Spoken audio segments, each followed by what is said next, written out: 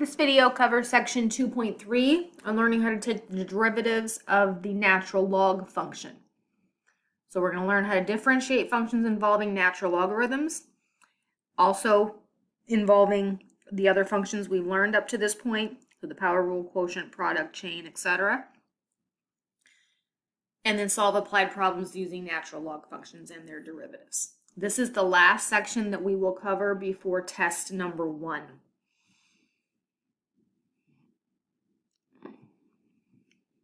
All right, so our theorem 7 gives us the rule for finding the derivative of natural log of x. For any positive number x, the derivative with respect to x of the natural log of x equals 1 over x. So to differentiate the log function, it's 1 over whatever's on the inside here. All right, so let's try these first few examples. Y equals 5 times natural log of x. So y prime, the 5 is a constant, it would stay. Derivative of natural log of x would just be 1 over x. So 5 times 1 over x is 5 over x. On part B, notice our first term is x cubed times natural log of x, meaning it's a product. So we'll have to utilize our product rule for the first term, plus, and then the second term we can just differentiate by itself. All right, so to differentiate the first term using the product rule, the first term is x cubed times the derivative of the second. So we'll have x cubed times 1 over x. So that's x cubed over x plus the derivative of the first, which is 3x squared, times the second, natural log x. So up to this point, these first, all this is the derivative of that first term using the product rule. Followed by plus, and then the 4x, its derivative is just the 4. This can simplify because x cubed over x will simplify to x squared. So we get x squared plus 3x squared, natural log of x plus the 4. You can't combine those x squared terms because one is multiplied by the natural log. All right, part C uses the quotient rule. Natural log of x divided by x squared. So y prime, we would take the bottom function, x squared, times the derivative of the top, which is 1 over x, minus the derivative of the bottom, which is 2x, times the top, which is natural log of x, divided by the bottom squared. So the x squared squared is x to the 4th. When we clean this up, we get x squared over x minus 2x natural log of x over x to the 4th. That first term then simplifies to just x. Then you can factor out an x, leaving 1 minus 2 natural log x in parentheses on the top. And after that x has been factored out, you can cancel it with the denominator, leaving the 1 minus 2 natural log x on top and then an x cubed on the bottom. All right, so what if you have a function sitting inside of your log? So to take the derivative with respect to x of natural log of a function, we start with the rule for just taking the derivative of natural log x, so it's 1 over whatever's on the inside. But if that inside thing is something other than just x, our chain rule applies, meaning we have to multiply by the derivative of the inside function. So we're going to get 1 over the inside times the derivative of the inside. In other words, you get the derivative of the inside divided by the inside. Inside referring to what's inside of my log. If we consider that function to be u, it's 1 over u to start times the derivative of u as part of the chain rule. So the derivative of the natural log of a function is the derivative of the function divided by the function. All right, so let's try to utilize that rule on these next few problems here. So part A, y equals natural log of 3x. So take the derivative of that. Since 3x is the inside, we get 1 over 3x times the derivative of 3x, which is 3. The 3's cancel, and we end up here getting just the 1 over x. For part B, natural log of x squared minus 5. So we start with 1 over x squared minus 5 times the derivative of x squared minus 5, which is 2x. So we get 2x over x squared minus 5. In other words, the derivative of the inside is 2x. divided by the inside, which is x squared minus 5. For part C, this is natural log of natural log.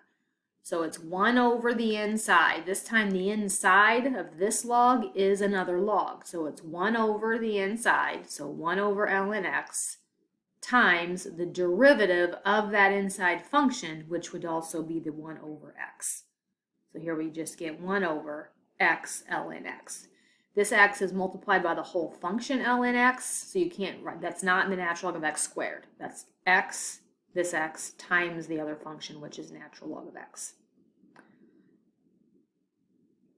All right, so when we do this next one, we're going to switch to the next slide, but the first step they're going to show here is this function is the natural log of a quotient. So if you remember from log properties that we talked about earlier in this chapter and earlier in chapter R, the log of a quotient can be rewritten as the difference of the logs. And rewriting it as a difference, so splitting it up to subtraction, makes finding the derivative much easier. So we have natural log of x cubed plus 4 over x. So our first step is to write that as the natural log of x cubed plus 4 minus the natural log of x using our quotient property.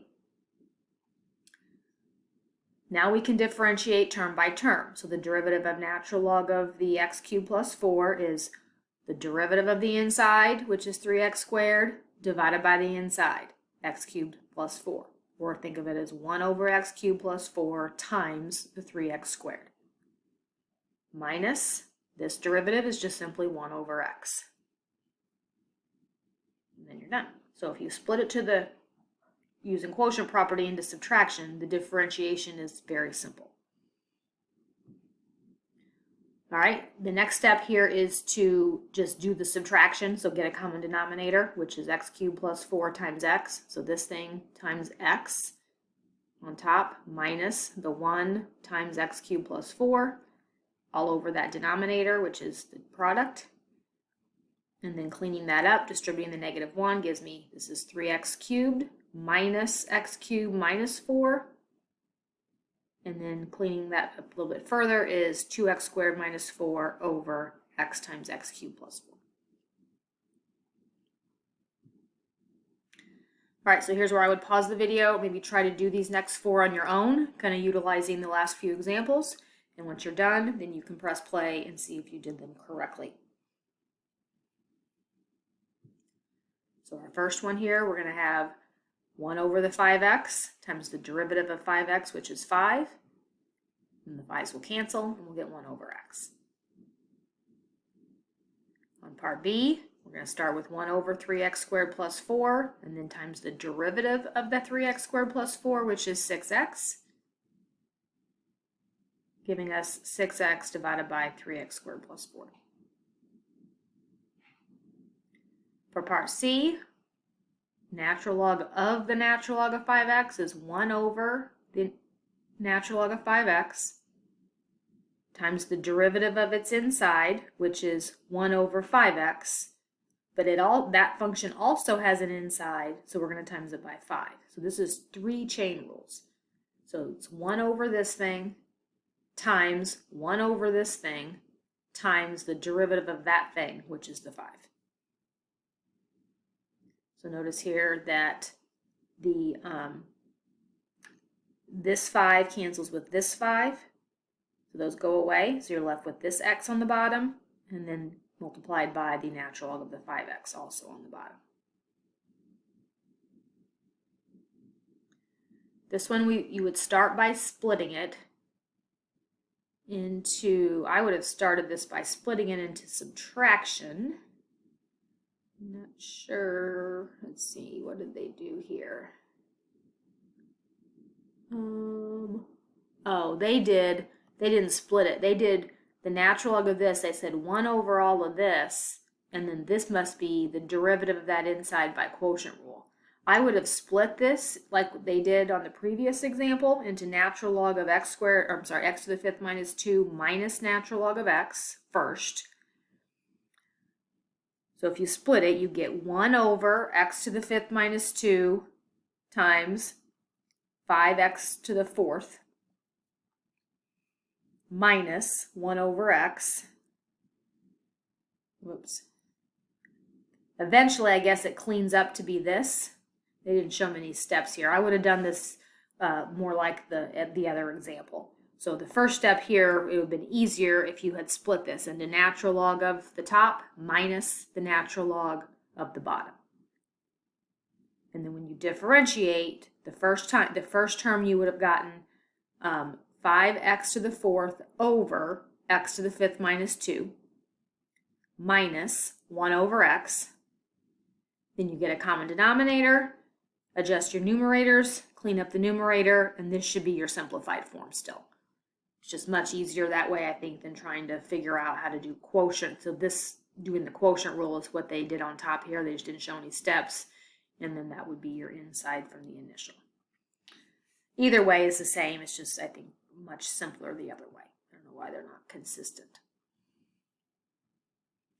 All right, then our application problem. In a psychological experiment, students were shown a set of nonsense syllables such as P0 or POK, RIZ, DEQ, and so on, and asked to recall them every minute thereafter. The percentage R of T who retained the syllables after T minutes was found to be given by the log learning model R of T equals 80 minus 27 natural log of T for T values between 1 and 15.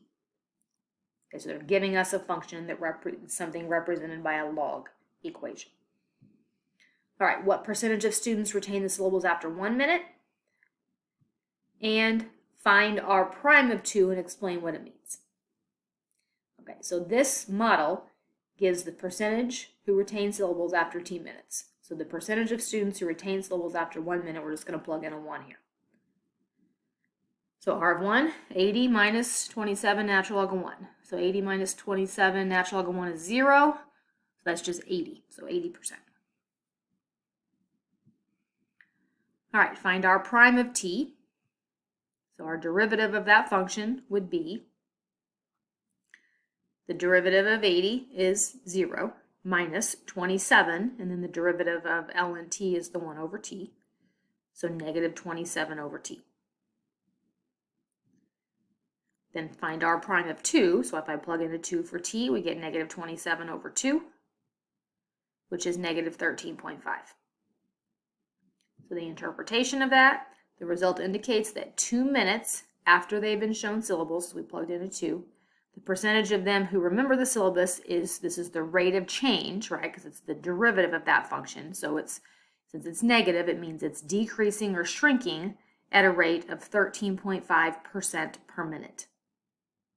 Right? Meaning that the derivative represents rate of change, instantaneous rate of change of your function. So since it's negative, that means it's decreasing, which would make sense. The longer time passes, right, the less you're going to remember. And that's the percentage at which it is decreasing.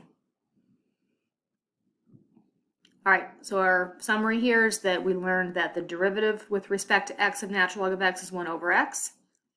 And for functions that are the natural log of a function, we apply chain rule to get 1 over the function times the derivative of the function, or the derivative divided by the inside. All right, that is the end of section 2.3, and it also concludes the end of the material that we covered before test 1. So everything we've covered so far through section 2.3 is what we should be reviewing to prepare for test number 1.